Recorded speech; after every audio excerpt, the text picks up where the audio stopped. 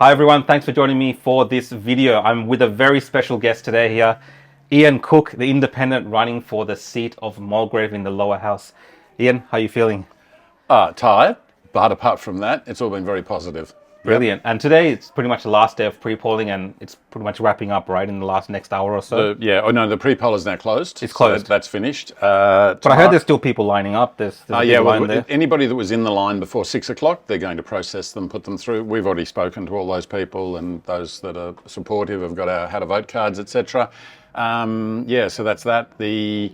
Tomorrow then we have, I think it's 8:30 till 6.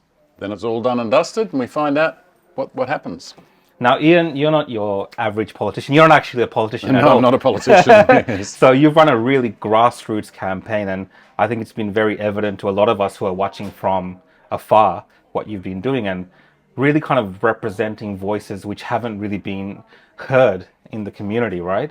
And there's a lot of people from all different backgrounds who are looking at this election, looking at what's happening in Mulgrave and looking at the electorate, and, they're hitching their almost like their dreams on you in a sense. Yeah. What's that pressure like? How does that feel to know that? It's interesting. I have people come up to me and say, "You realise that we no pressure, but we absolutely need you to win."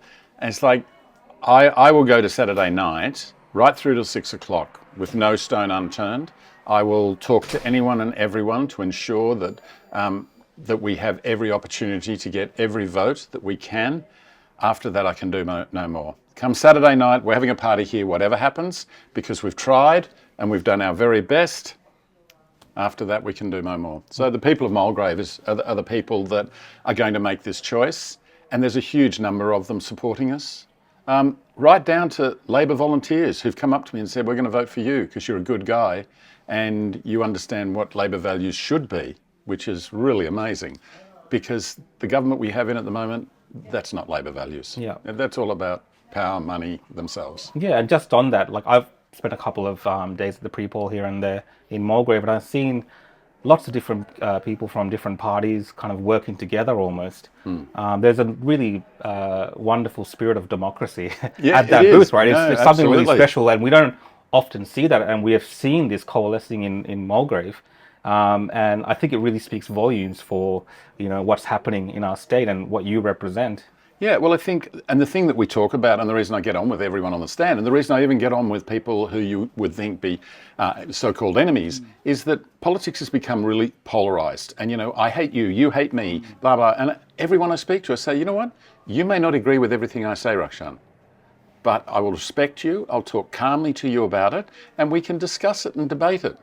And then we find middle ground that we're both happy with. That's what politics should be. And we've lost that. And, I perceive we've lost that. A lot of people talking to me perceive we've lost that. If I can be a voice to return us to something like that, then I will be happy. Because you're right, I didn't do this to become a politician. Yeah, and I think that in many ways emphasizes you're running on almost like an anti-corruption platform, right? Correct. A lot of your policies are around anti-corruption. Yep. I mean, for the person that's voting, what does that mean, anti-corruption? So what it means is currently in the state of Victoria, there is no separation of powers between the state, the judiciary and the police. We have to change that. That is the most dangerous part of what's happening in Victoria at the moment. And we need to get in and say, okay, we need to clean this up as rapidly as we can. And it will be something as simple as, and it may not be exactly the way I perceive it, but something as simple as the chief of police does not get elected by the government of the day. They get elected by a 75% majority sitting in both houses. That's it. That person then has no allegiance to anyone. And they then do their police work without fear or favour. That's the Westminster system. That's the way it's supposed to operate. The same with the judiciary. You get Labor in for 20 years. By the way, it could have been Liberal in for 20 years. And what do? You get judges that have a particular political point of view.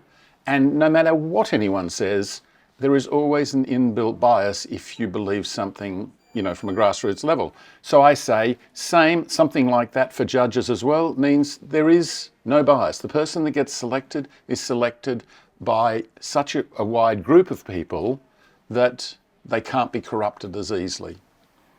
Well, I mean, many people would agree that we don't need to have corruption in our state. Ian, look, tomorrow is the big day. what's your last kind of message, your message to voters, if you could give them one? Okay, so a message to all the voters of Mulgrave is exactly what I've said today and yesterday to all of them. Please, together we can make a difference. Help me, please. And look, guys, me personally, you've seen my journey. I've been covering politics in Victoria for the last 2 years, and this is something that I was not doing as well. I'm actually in between a wedding, and I've come here to talk to Ian because I feel like it's so important that we as Victorians make our voices heard. And it's not every day that we get this opportunity. And many of us have been through so much. And I want to thank you personally as well, just for putting yourself out there and standing up for us. I'm getting a bit emotional as well. So do I, by the way. And it's not about vendetta. It's not about any of these things. It's just the fact that we can truly represent who we are as Victorians, as Australians. Correct. And the values and ideals that we believe in. And I think, you as a candidate have really stepped up to the mark, and I'm so grateful for everything. I have children and grandchildren. I want them in a healthy democracy. And that's what we've got to do. Thank you so much. And everyone, regardless of whichever politics you believe in, whichever party you believe in, whatever it is, get out there and make your voices heard so we can, move forward as a state. And thank you again, Ian. Thank you so much. No worries. Thank you. Thanks, Thank you guys. for coming. Thank you so much.